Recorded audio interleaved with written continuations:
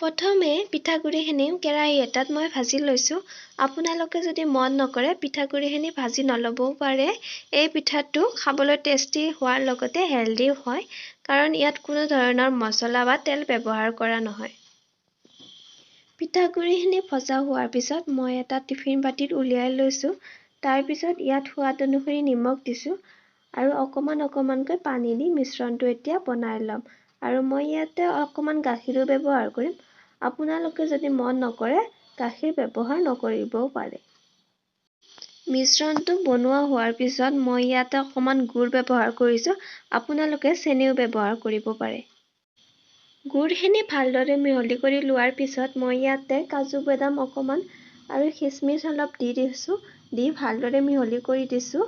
মিশ্ৰণটো কিন্তু বেছি গোটাও হ'ব নালাগে আৰু বেছি পনীয়াও হ'ব নালাগে। মিডিয়াম চাইজত থাকিলেই হ'ল মিশ্ৰণটো। ভালদৰে মিহলি কৰি লোৱা হোৱাৰ পিছত মই টিফিনৰ ঢাকনিখন লগাই দিলোঁ। এতিয়া এটা কুকাৰত কিছু গৰম পানী লৈছোঁ আৰু গৰম পানীখিনিৰ ওপৰত টিফিন বাতিটো বহাই দিছোঁ আৰু ঢাকনিখন মাৰি এতিয়া চিটি মাৰিব দিম 2টা। ঠাণ্ডা হোৱাৰ পিছত পিঠাটো মই টিফিনৰ পৰা উলিয়াই ল'লোঁ।